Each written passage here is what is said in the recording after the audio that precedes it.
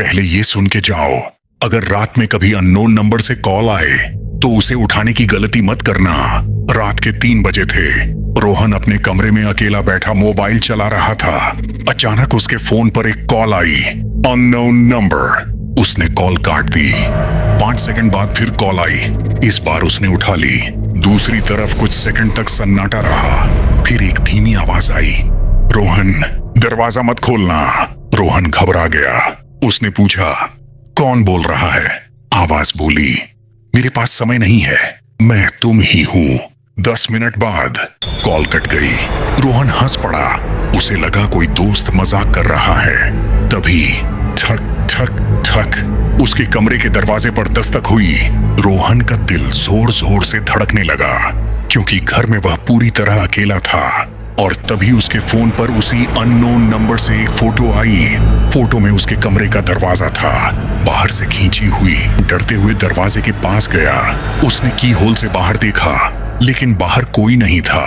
तभी उसके फोन पर फिर कॉल आई, वही अननोन नंबर। रोहन ने कॉल उठाई। दूसरी तरफ वही आवाज थी, मैंने कहा था ना, दरवाजा मत खोलना।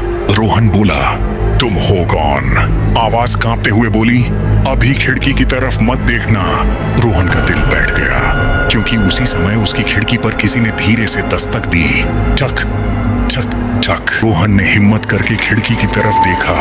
बाहर एक आदमी खड़ा था, लेकिन उसका चेहरा दिखाई नहीं दे रहा था। तभी फोन वाली आवाज चिल्लाई, मत देखो उसे। लेकिन देर हो चुकी थी। बाहर खड़ा आदमी धीरे धीरे मुस्कुराने लगा। और तभी रोहन के फोन पर एक नई फोटो आई। उस फोटो में रोहन अपनी खिड़की के पास खड़ा था, और फोटो अभी अभी खींची गई थी। रोहन घबराकर पीछे हट गया।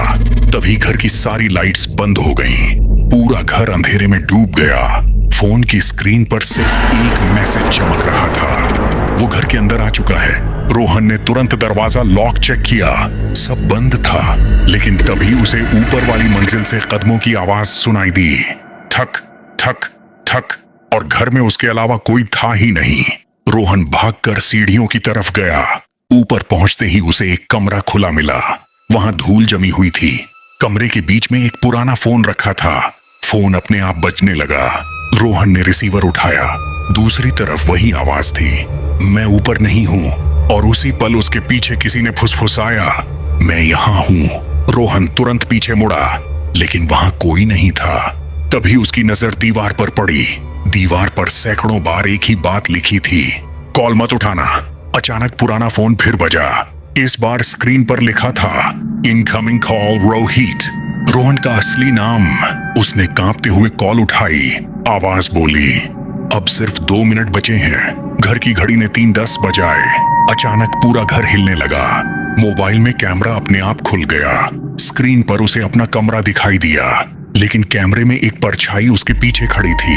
रोहन ने पीछे देखा, कोई नहीं था। फिर कैमरे की स्क्रीन पर वह परछाई और करीब आ गई, और उसने मुस्कुरा कर कहा, अब मैं बाहर आ सकता हूँ। रोहन भागते हुए मुख्य दरवाजे तक पहुंचा। उसने लॉक खोलने की कोशिश की, लेकिन दरवाजा जैसे बाहर से किसी ने पकड़ रखा था। तभी फोन फिर बजा, वही अननोन नंबर। रोहन ने कांपते हुए कॉल उठाई।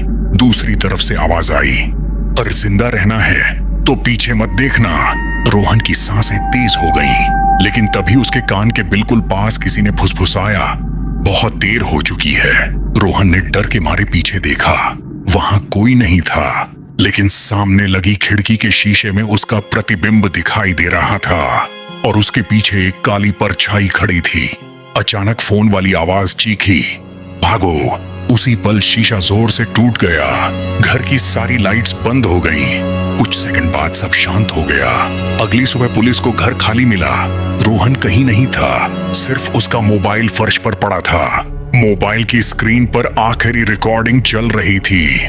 उसमें रोहन कांपती आवाज में कह रहा था, अगर ये रिकॉर्डिंग किसी को मिले तो प्लीज वो कॉल मत उठाना।